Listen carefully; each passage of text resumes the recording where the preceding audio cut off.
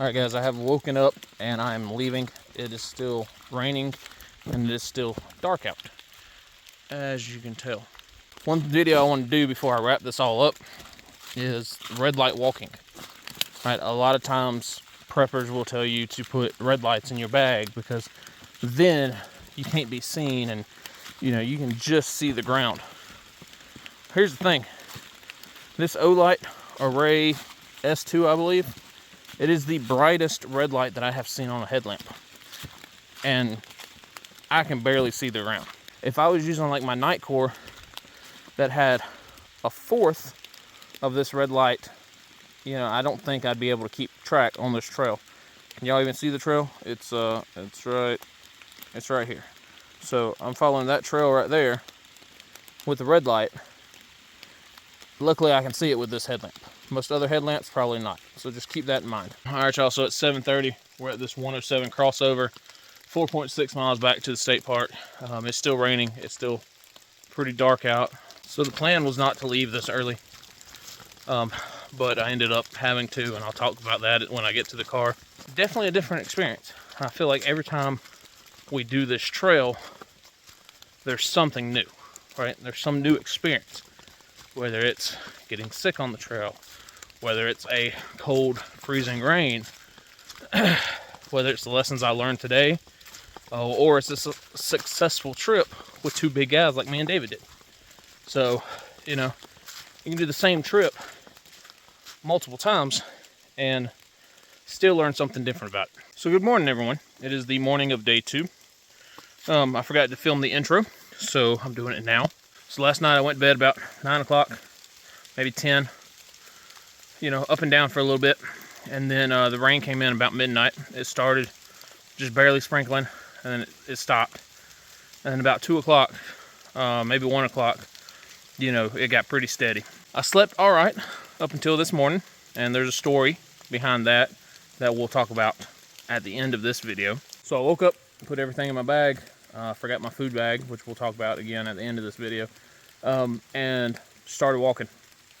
By that point in time, it was a consistent rain, and so I don't want to pull my good camera out, right? It's in my bag, so I'm doing it on my cell phone. That's why it's all shaky and odd. But I've got a couple clips of kind of walking this morning, and hope you guys enjoy. All right, y'all, quick little update. That sign back there said that the state park is 2 miles away. So 2 more miles of walking in the rain, in the slush. I don't know if you can tell, I feel miserable. I look miserable on camera, at least to myself. I feel pretty miserable. Lots of learning. Lots of learning went on this trip. I don't know if y'all can tell. That's downhill. I don't want to slide off of it. A lot of learning went on this trip. A lot of things that, I know better, but still did them anyway. And again, we'll talk about a lot of them when we get back to the car. But we're 2 miles out. It's 8:45 now, so we should be back in the car in like 30-ish minutes, hopefully. But yeah, all I know is when I get to the car, I'm taking everything off, and yeah, I'll drive that way. You know what I mean? Everything is soaking wet. I am soaking wet. I can't tell you the difference between sweat and rain.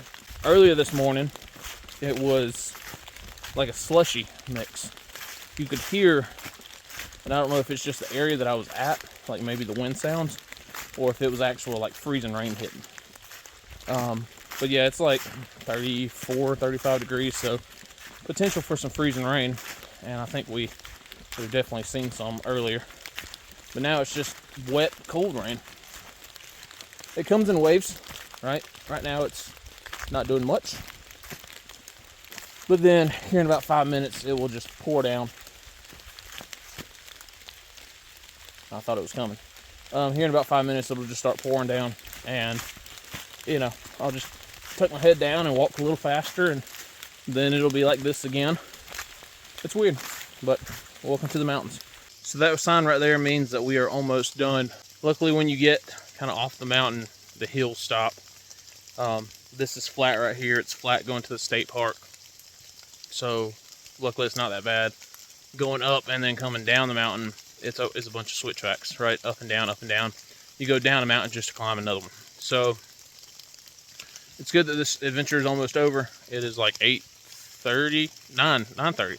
Wow, it's almost 9:30 now. So yeah, taking almost the same amount of time to come down the mountain as it did to go up. All right, guys, we have made it. All right, that's the beginning of the Foothills Trail.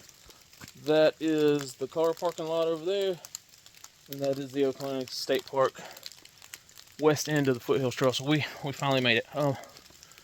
Lots of things to talk about, but first I want to get warm, get these wet clothes off, and then we'll have some discussions. Interesting little trip. Not how I planned it. Not what I was expecting. Yeah, lots to talk about. All right, y'all. So we are back in the car. I'm trying to warm up. Let's talk about the trip. So let's start off with how night one, morning of day 2 went. Went to bed at like 9 o'clock, 9:30. I kept hearing noises. So every like 10, 15 minutes, I would wake up. And animal noises I'm kind of used to, but hearing other people is kind of what worried me. Apparently there was a couple individuals up the road who were doing donuts and crap on the dirt road, and so that created a lot of noise. And then their voices traveled, of course, down the river. The rain starts at 11, barely a sprinkle, and then again at like an hour or two later, it's really coming down. At 3 o'clock this morning, I woke up. I had to use the bathroom, so I get out of my little shelter, go use the bathroom, get back in, and then I noticed that the bottom of my underquilt is a little wet, right? It's not as warm as it should be. Granted, again, I didn't know how to properly set it up, but it's not as warm as what it first was because it's wet. I said, well, damn, that kind of sucks. So I fall back asleep, and about an hour or two later, I wake up and I am soaking wet. The hammock is soaking wet, I'll say that. The underquilt had absorbed so much moisture from it being wet on the bottom that it was now working its way up. And now the parts that were touching my hammock, the hammock was now starting to get wet. I was going to sleep in because I was nice and warm when I first got in there, and I said, well, hell, I'll set my alarm for, later in the day. Nope, about 5:30, 6 o'clock in the morning, time to wake up. I really had no choice because it's like I can't lay on a wet hammock. Originally, I should have dropped that underquilt and then just used my sleeping bag when I first noticed it. That is a lesson, to be learned. Should have known how to set up the freaking equipment in the first place. So we'll do a whole nother video on lessons learned. That kind of forced me to get out of bed. And when I woke up at 3 o'clock, I was like, well, hell, I could go ahead and start and be gone and be up before the sun goes up. But I was warm, right? I was warm. I was comfortable. I said, nah, I'm good. So then at 6 o'clock, it was kind of like, well, you have no choice to do it but now. So that sucked. Some things that I figured out was when I started, I had my jacket on, I had gloves on, I had my beanie on, and about, 10 feet into the trail, I'm already sweating. I said, damn, that sucks. So start taking some clothes off. I left my jacket on because either way I'm getting wet. Whether I'm getting wet with sweat or whether I'm getting wet with the rain, something's getting wet. So left that on. About a mile into the trip, there was a puddle, and I stepped in it because I didn't have no other choice. So my boots have been wet for the last 5.5 miles. This was a overnight, so I only brought enough socks for the day I was wearing, and then the overnight. I brought enough underwear for that day and the next night. Another shirt, which is soaking wet in the bag now. I brought it, right?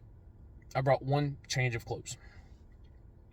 Had this been a multi-night adventure, I would have had to back out. I would have had to turn around because my sleeping bag or my underquilt is wet.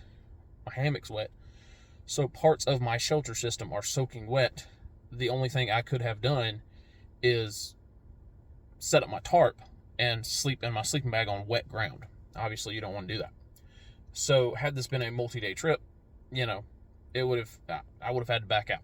The reason my underquilt got wet was because, number one, it wasn't properly secured. I don't think it even fits that size of hammock. I think it's more for like an 8-foot, 9-foot hammock.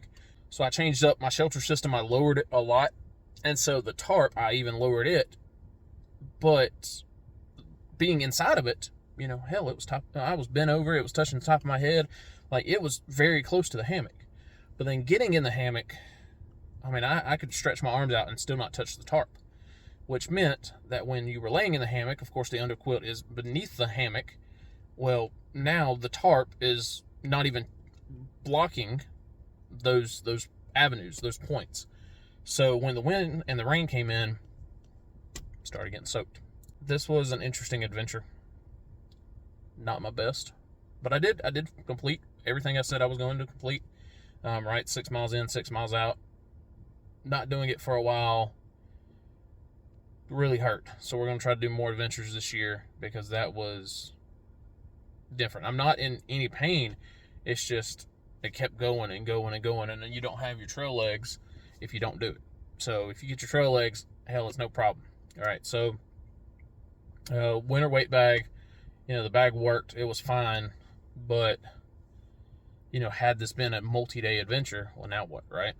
And so that's something you got to think about. Even though you carry shelter, what if it gets wet? What if it gets ruined? What if it gets soaked? What if something happens, right? But that's one thing, like, a lot of people want to talk about building makeshift shelters when they go in the woods.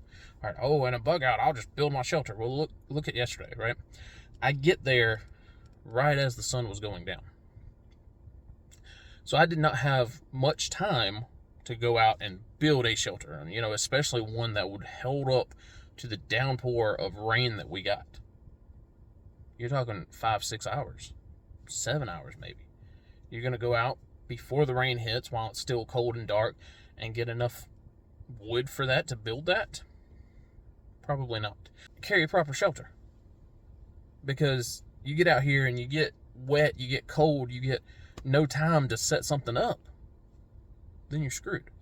So carry a proper shelter. And you know, my shelter, my sleeping bag, my hammock, and my tarp would have worked fine. I would have been a little chilly, but it would have worked fine even without that underquilt.